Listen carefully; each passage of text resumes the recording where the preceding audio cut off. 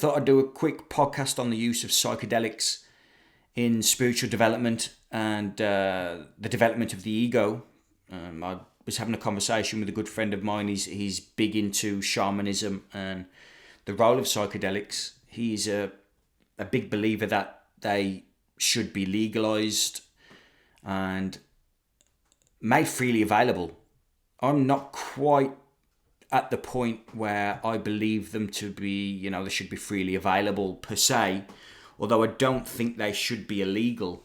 And when we were actually talking about ayahuasca here, magic mushrooms and obviously a few others, San Pedro and things, they're slightly different to the intensity of ayahuasca, at least in my experience. It can be a completely life-changing event. When I think it was the third time that I did ayahuasca, it completely shattered my psyche. And although now, in hindsight, it was a great thing because it's made me look at the world differently and my values changed. I'd already done a lot of self-development work by that point, a lot of spiritual seeking by that point.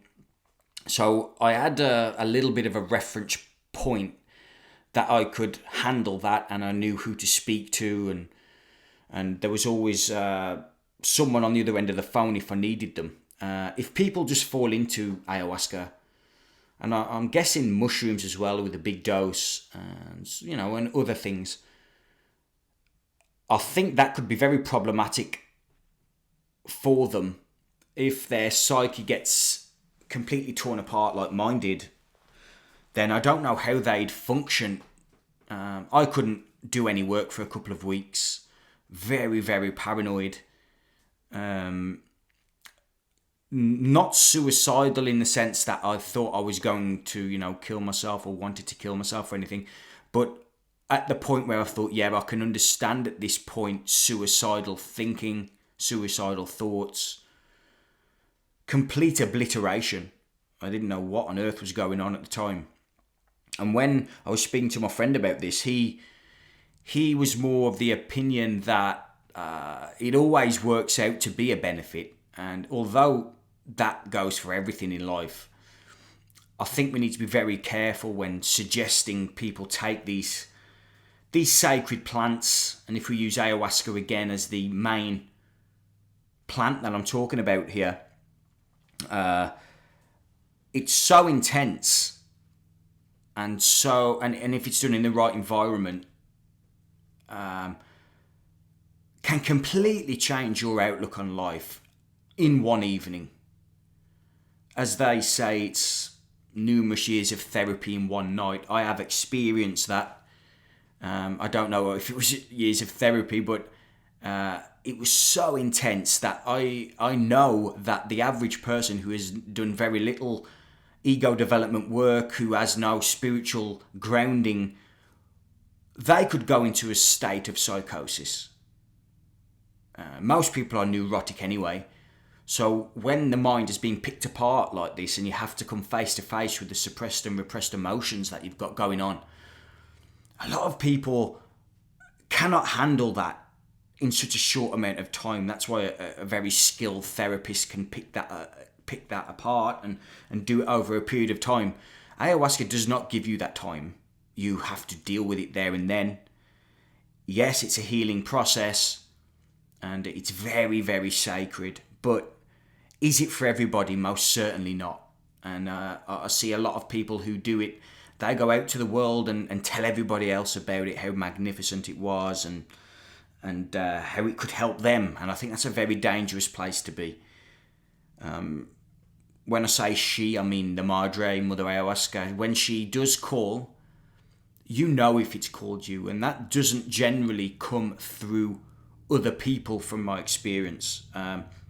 When I first started looking into doing ayahuasca, I come across it with Terence McKenna, reading one of his books. And then an old business colleague of mine, I mentioned it to him, and he, funnily enough, a couple of weeks before had done ayahuasca, and that is when I started, not experimenting, but working with ayahuasca. So it sort of falls into place like a tapestry. And if you force these things onto other people, I think you're doing a disservice both to yourself, to them, and to the medicine itself. It's such a sacred thing that it doesn't need to be pushed onto people. And I see all the time in these communities, the hippie communities, pushing these things. I mean, even magic mushrooms and everything. A good friend went down Glastonbury and bought some magic mushrooms. And yeah, there's definitely a place for them. Certainly, I know they're using them in psychedelics. But they're not actually...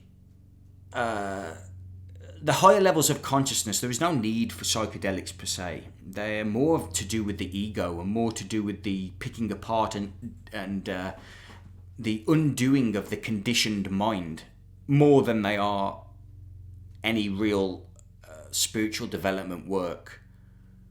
Although spirituality is a surrender, I suppose, it is an annihilation of conditioning and the small sense of self, the limited self, the separate sense of self. But that unpicking, I suppose, is a spiritual pursuit, if you like to label it as such. But a lot of people aren't ready for that. They don't want that. They don't want anything to do with that. When I went to a retreat, an ayahuasca retreat here in the UK, there was 3 people there who sort of went for a jolly up. They went because a friend told them about it, and it seemed like they were just going on a bender for a few days. Obviously, after one night, that all changed, and they were great people, but they didn't go there with that intention, and they very much struggled with it. So you have to be ready for these things. And if you want other types of sacred medicine, I work with hape, which goes with ayahuasca quite a lot. That's from South America. I work with that as well, which is, for anyone who doesn't know, that's tobacco and other grounded plants, which I use probably once or twice a week. It's like a snuff, really. You blow it up your nose, and very grounding. In my experience, my thoughts disappear, usually. Certain types of hape makes me sick, physically sick, and I work closely with this friend we were talking about ayahuasca. I work quite closely with him in terms of working with hape. But these things to me are very sacred. I pray with them, and before I use them, I thank them, very grateful for what they do. But these things can be abused by people who don't have that recognition of sacredness. They're too busy in their day-to-day life. I know of a guy who does a lot of gaming, and he uses hape while he's gaming. I think that's like cocaine, basically. That's how he uses it. And there is a phrase that hape is the cocaine of the Amazon. I don't believe that. I think it's very disrespectful per se. I mean, cocaine is a plant in of itself. If you use it, not cocaine, what we know. Just do your own study on all that. So these things can be used in a very sacred manner. They can also be abused, like alcohol here in the West. So take note of that when people are talking about these things. They're not necessary. It's not a one-way street. They're not all beneficial. It's very contextual.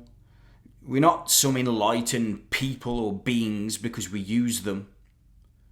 Anyone who does continue to work with things like ayahuasca has a lot of courage, because the first time that you go, you don't really know what to expect, but the second time you do know what to expect. And to keep going back for that is something special. It's very, very powerful and very painful at times. There's not much more painful in my experience than working with these plants. That they are what I perceive to be a technology, a natural technology to assist humanity and other animals. I know they eat them, some other animals, in their own expansion of consciousness. But we're not special or anything like that by any stretch of the imagination. They're very dangerous for people who use them in the wrong context. They're dangerous when people suggest that other people use them. You will know when someone communicates with you if they are ready for it. They will leave hints. Life will leave hints in the communication. So just be careful. I do write about ayahuasca on my website a couple of times. You can check that out. Just go on alexhickman.co.uk and check that out. I think that's it for this topic. Thank you for listening. I'll see you in the next podcast.